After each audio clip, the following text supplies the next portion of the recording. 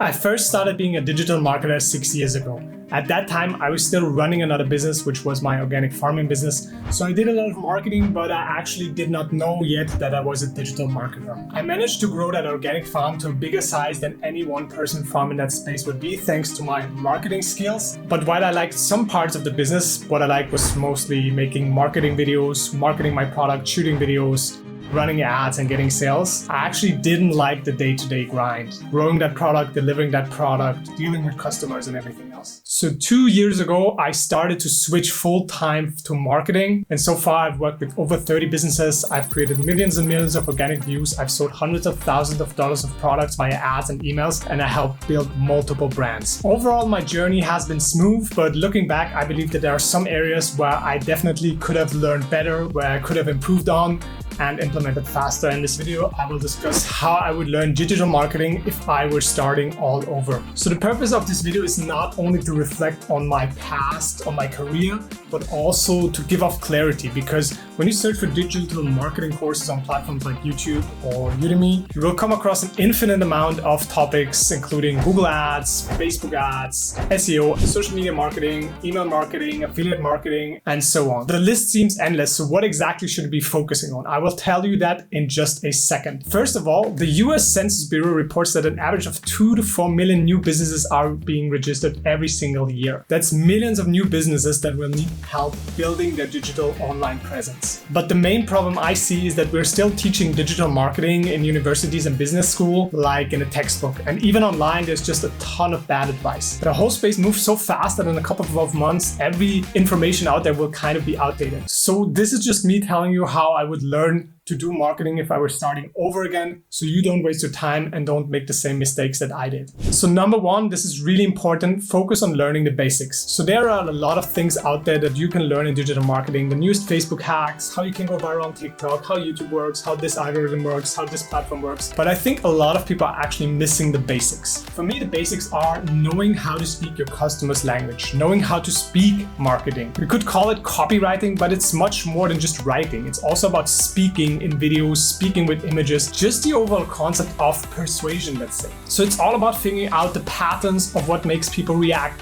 what do people care about, what messages speaks to them and what doesn't speak to them. Because once you figure that out, you can make almost every marketing campaign work. And it's just a pattern that keeps repeating itself. Of course, it's going to be a bit different from niche to niche because every niche has its pain points. But the concept is always going to stay the same. Talking about pain points, desires, and future outcomes. And you have to figure out how to implement that into your marketing strategy. So the number one resource material, the number one book that you can read about the whole basics of marketing is Eugene Schwartz's Breakthrough Advertising. Unfortunately, I don't have a physical copy. They sell for, I think, over $150. But really check that out. You can find it online. It gives you a very grounded approach to the whole marketing perspective and really how to think on a first principle about marketing. Number two is I would start posting content about my journey from the first moment on. I would start posting about my journey, about my learnings, about my wins and failures just immediately. And the best format for that, in my opinion, is video, because the personality shines through and people can really interact with your voice and your being. And this is something I would really do from day one. You see, you don't have to always create tutorials. You don't have to always create how-tos. You can sometimes just tell your story and document, don't create. So I would really try to stick to a schedule of posting every day. I know I'm not always posting every day here, but I really try to, because to build a brand, to build an authority online, it just takes a while, right? It takes a year or two, or no matter how fast or how slow it goes, you have to put in the time and the work. If you have money, you can speed up that process. You can buy views, you can buy people, you can outsource and create more volume, more interesting pieces of content.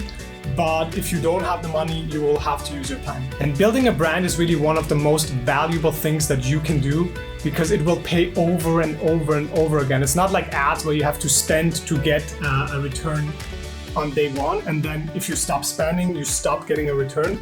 A brand is just something that keeps on feeding for years and years. So really invest in your brand. I would probably release 2 YouTube videos a week about your newest learnings, about your trials, about your failures, about what worked and what didn't work. And then either you can separately produce short form content or cut out that short form content from the long form videos. And I would post one of these per day.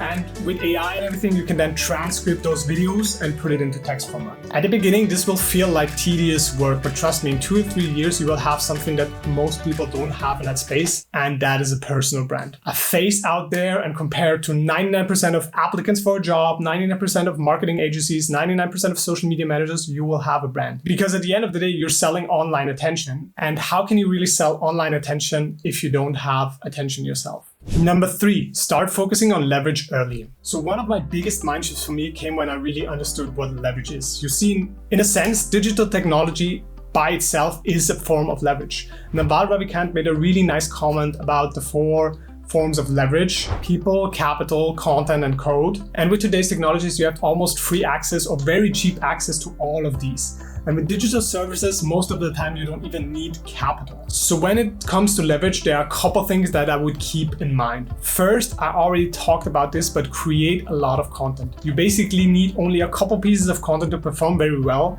and they will perform for a long time. Content also acts like a salesperson that is 24/7 talking about your products, promoting your brand, promoting your products. And for example, this video took me maybe like 1.5 to 2 hours to make, and it will be watched hundreds of hours, if not thousands of hours. So really focus on creating a lot of content, or if you work for somebody, really advise them to create a lot of content. It's just a long game. Second one is people. In the digital space, because you can actually hire all over the world, you can hire very good talent very cheaply. And it took me a long time to understand the concept that you can actually just hire a qualified VA for $4 an hour. You can hire a qualified cold caller for $5 an hour. You can hire support of any platform, any medium for a couple dollars an hour. It's very cheap, and people are oftentimes very good. And you can then focus on the higher dollar per hour activity and outsource everything else. I've made a video about outsourcing. You can check it out here. And this is really a big difference compared to any business in a physical location. This is something that I had to deal with my farming business. I had to hire talent from Austria with Austrian prices, Austrian labor conditions.